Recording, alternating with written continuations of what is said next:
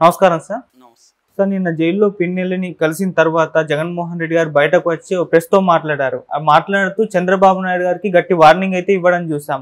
అయితే చాలా మంది అసలు జగన్మోహన్ రెడ్డి గారు ఏం చేయబోతున్నారు, ఇంత వార్నింగ్ ఇచ్చారు కదా, ఎటువంటి వ్యూహాలతో రాబోతున్నారు, ఎలా చంద్రబాబు నాయుడు గారిని ఎదుర్కోబోతున్నారు అని చెప్పేసి అనుకుంటున్నారు సార్. మరి దీనికి చంద్రబాబు గారు ఎటువంటి ప్రతివ్యూహం పన్నుతారంటారు? మీరేం చెప్తారు సార్ దీని గురించి? జగన్ ఓడిపోయిన తర్వాత రెండవసారి మీడియా సమావేశం చేశారు. నిజానికి ఆయన ముఖ్యమంత్రిగా 5 ఏళ్లలో ఎప్పుడు కూడా ఆయన మీడియా సమావేశం చేయలేదు. మీడియాను కంప్లీట్గా అవాయిడ్ చేస్తూ తన ఆత్మలాగా ఉన్న సజ్జల రామకృష్ణారెడ్డి ద్వారానే ఆయన ఏ విషయం చెప్పాలనుకున్నా చెప్పించాడు తప్ప తను డైరెక్ట్గా మీడియాతో రాలేదు.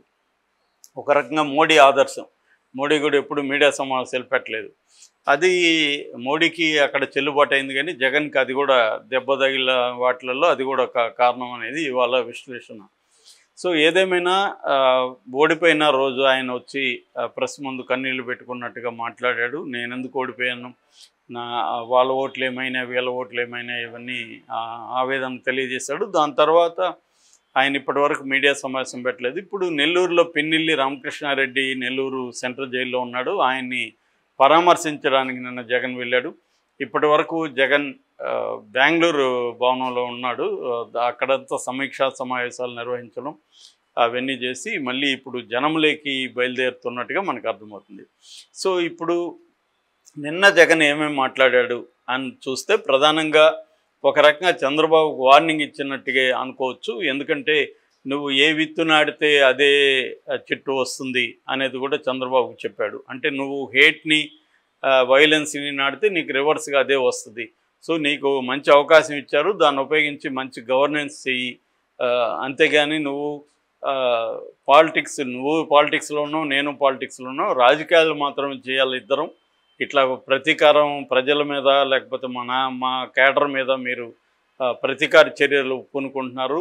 చాలామంది ఎమ్మెల్యేలు జేసీబీలను తీసుకొచ్చి ప్రత్యర్థుల ఇళ్ళు కూలగొడుతున్నారు, మా ఆఫీసులు కూలగొడుతున్నారు, వైఎస్ఆర్ విగ్రహాలు కూలగొడుతున్నారు, ఓట్లు వేయలేదని చాలా చోట్ల ప్రజల మీద ముఖ్యంగా ఎస్సీ ఎస్టీల మీద దాడులు చేస్తున్నారు.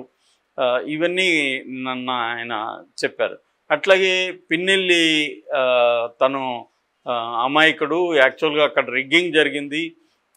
ఆ రిగ్గింగ్ జరగడం వల్లే ఆయన రిగ్గింగ్ నివారించడానికి వెళ్ళాడు. ఆ కోపంలో ఆయన చేశాడు తప్ప పిన్నెల్లి నిజంగా అంత దుర్మార్గుడైతే 4 సార్లు ఎమ్మెల్యేగా ప్రజలు ఎన్నుకునేవాళ్ళ ఆయన్ని అనేది ఒకటి ప్రశ్నించాడు. రెండోది మే 14న జరిగితే 23 వరకు కేసు పెట్టలేదంటే అర్థం ఏంటి? సో అన్ని రోజులు ఏం చేస్తున్నారు? అట్లాగే కారంపూడిలో సిఐ నారాయణ స్వామి మీద హత్యా ప్రయత్నం అనేది కావాలనే పెట్టారు. అక్కడ దళితుల మీద దాడులు జరిగితే ఈయన డిఎస్పీ పర్మిషన్ తీసుకొని వాళ్ళని పరామర్శించడానికి వెళ్ళాడు. అసలు నారాయణ స్వామి ఆయన ఎదురుపడింది లేదు, చూసింది కూడా లేదు. అందుకని 10 రోజుల తర్వాత నారాయణ స్వామి మీద దాడి చేసినట్టు కావాలని కేసు ఇరికించారు. ఈ విషయాలన్నీ కూడా జగన్ చెప్పాడు. ఇందులో కొంత వాస్తవం ఉందని గతంలో కూడా చెప్పాను. క్లియర్గా ఏంటంటే హత్య వాళ్ళు ఎందుకు అది పెట్టారంటే అంతకుముందు కోర్టులో పిన్నెల్లి తరపున ఏం వాదనలు వినిపించారంటే 7 ఏళ్ళకు పైన శిక్ష పడే చట్టాలేవి సెక్షన్లేవి లేదు కాబట్టి ఈయన అరెస్ట్ చేయకూడదు అనేది పెట్టారు. గతంలో చంద్రబాబు విషయంలో కూడా కోర్టు అదే చెప్పింది. చంద్రబాబుకు సంబంధించి తెలుగుదేశం వాళ్ళకి సంబంధించి కూడా కోర్టు ఏం చెప్పింది, 7 ఏళ్ళకు లోపల పడే సెక్షన్లు ఉంటే మీరు అరెస్ట్ చేయొద్దని పోలీసులకు చెప్పింది. అదే విషయాన్ని వీళ్ళు చెప్పారు. సో పిన్నెల్లిని అరెస్ట్ చేయలేము అని చెప్పి వాళ్ళు ఏం చేశారంటే 2 అటెంప్ట్ మర్డర్ కేసులు పెట్టారు. ఒకటేమో బూతు దగ్గర తెలుగుదేశం ఏజెంట్ని మీద హత్యా ప్రయత్నం, రెండోది సిఏ మీద హత్యా ప్రయత్నం. ఈ 2 తర్వాత ఇప్పుడు హత్యా ప్రయత్నం జరిగినప్పుడు కేసు పెడతారు, కానీ ఎవరైనా 10 రోజుల తర్వాత తీరిగ్గా పోయి పెట్టరు కదా. కాబట్టి క్లియర్గా అది అర్థమవుతుంది. ఎందుకంటే కోర్టులో ఈ 8 ఏళ్ళ 7 ఏళ్ళ వ్యవహారం ఉంది కాబట్టి దాన్ని బ్రేక్ చేయడం కోసం హత్యాయత్నం కేసు పెడితే ఈయన అరెస్ట్ చేయొచ్చు, ఈయన్ని బెయిల్ రాకుండా చూసుకోవచ్చు అనేది తెలుగుదేశం వాళ్ళ ప్లాను. అది నిన్న జగన్ ఎత్తి చూపించాడు. సో మామూలుగా ఇప్పుడు చంద్రబాబు మీద కూడా వైసీపీ కూడా అదే ప్లానే కదా. గతంలో ఆయన మీద ఎందుకు వేరే సెక్షన్లు పెట్టాయంటే 8 ఏళ్ళు పైన ఉంటే ఆయన అరెస్ట్ చేయొచ్చు అనేది తెలివిగా వాళ్ళు కూడా అప్పుడు పెట్టారు. సో 409 అనుకుంటా ఆ సెక్షన్ పెట్టారు. సో అందుకని ఏ పొలిటికల్ పార్టీ ఉన్నా ఇవన్నీ చూసుకొని కోర్టుల్ని, న్యాయ వ్యవస్థని ఎలా మనం మ్యానిపులేట్ చేయాలి అనేది ప్రతి ఒక్కరూ ఆలోచిస్తారు. అధికారంలో ఎవడున్నా ఇవన్నీ ఆలోచించి చేస్తారు. ఇప్పుడు ఇంతకుముందు జగన్ వంతు అయితే ఇప్పుడు చంద్రబాబు వంతు, అంతే తేడా. గతంలో జగన్ అదే పని చేశాడు, ఇప్పుడు చంద్రబాబు అదే పని చేస్తున్నాడు. సో పిన్నెల్లిని వాళ్ళు అరెస్ట్ చేయాలి, జైల్లో పెట్టాలని డిసైడ్ అయ్యారు. దానికి సంబంధించి ఏ సెక్షన్లో ఫస్ట్లో పెట్టలేదు వాళ్ళు. పెట్టకపోవడం వల్ల దాని మన పరిణామం ఏమైందంటే కోర్టులో వాదనలు వాళ్ళు గట్టిగా, ముఖ్యంగా వాళ్ళ తరఫున Niranjan Reddy supreme court advocate plus Rajya Sabha సభ్యుడు వైసీపీ, ఆయన ఆర్గ్యుమెంట్స్ వినిపించాడు. అనేక సుప్రీంకోర్టు జడ్జిమెంట్స్ను కూడా ఆయన కోర్టు చేశాడు. సో దాన్ని బ్రేక్ చేయాలంటే వీళ్ళు ఏం చేయాలి, 7 ఏళ్ళు దాటి 8 ఏళ్ళ వరకు శిక్ష పడే కేసులను పెట్టాలి. అందుకని 2 హత్య కేసులను ఆయన మీద పెట్టారు. సో క్లియర్గా వీళ్ళ స్ట్రాటజీ పిన్నెల్లిని జైల్లో ఎక్కువ కాలం ఉంచాలి. సో ఇది ఈ గేము. దీన్ని ఇప్పుడు జగన్ ఎలా ఎదుర్కొంటాడు అనేది చూసుకున్నప్పుడు జగన్ ఒకటేమో 2 స్ట్రాటజీల్లో జగన్ వెళ్ళదలుచుకున్నాడు జనంలోకి. ఒకటి, కొంత అగ్రెసివ్గా చంద్రబాబు మీద అటాక్స్ చేయడం. అంటే ఒకటి, చంద్రబాబు దొంగ హామీలు ఇచ్చి అధికారంలోకి వచ్చాడు అన్న నెరేటివ్ని బలంగా తీసుకెళ్ళడం. మేము చెడ్డ చేసి ఓడిపోలేదు, మేము మంచి చేసే ఓడిపోయినాము, మా మీద నెగిటివ్ ఓటు కాదు, మాకు 40% వచ్చింది, మాకున్న గతంలో ఉన్న 50%లో 10% చంద్రబాబు వైపు షిఫ్ట్ అయింది. అది కూడా చంద్రబాబు ఒకడే కాదు, ముగ్గురు కలిసి రావడం. ఈ 10% షిఫ్ట్ అవడానికి ప్రధాన కారణం చంద్రబాబు ఇచ్చిన దొంగ హామీలు అన్న నెరేటివ్ని ఆయన తీసుకెళ్తున్నాడు. ఇక్కడ కేసీఆర్ వాళ్ళ జగన్ మిత్రుడైన కేసీఆర్ ఏ నెరేటివ్ని అయితే జనంలోకి తీసుకొచ్చాడో అదే నెరేటివ్ జగన్ కూడా తీసుకెళ్తున్నాడు.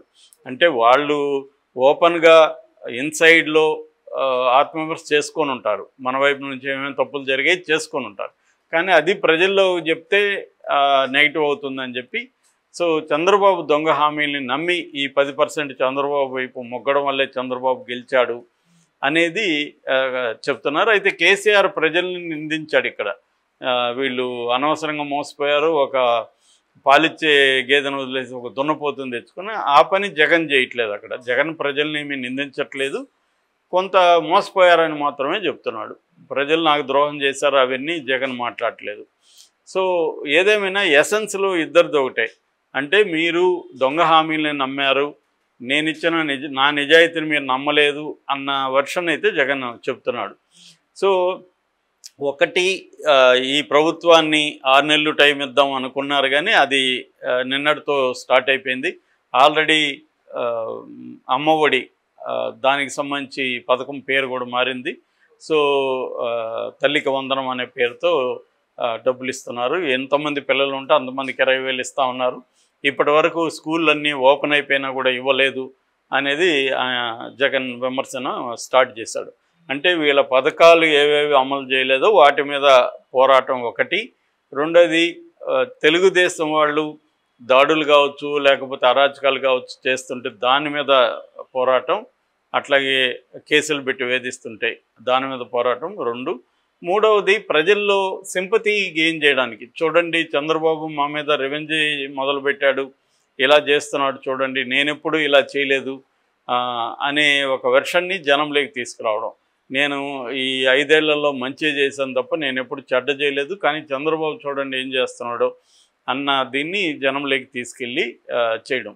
దీనివల్ల జగన్కున్న వ్యూహం ఏంటంటే, ముందు తన కేడర్ని, నాయకత్వాన్ని, మొరేల్ నిలబెట్టుకోవడం, వాళ్ళ ఆత్మస్థైర్యం దెబ్బతినకుండా చూసుకోవడం, అందులో ఎక్కువ మంది చేజారిపోకుండా చూసుకోవడం. అంటే జగన్ అరెస్ట్ అయినా కూడా చూడు, నెల్లూరుకి ఎంత ఒక హెలికాప్టర్ పెట్టుకొని నెల్లూరు జైలు వరకు వచ్చి చూశాడు అంటే జగన్ ఎవరిని వదులుకోడు, అండగా నిలబడతాడు అనేది చూసుకోవడం. రెండోది, లీగల్ సిస్టమ్ని డెవలప్ చేసుకోవడం. చంద్రబాబుకి ఉన్న బలం అంతా కూడా లీగల్ సిస్టమే.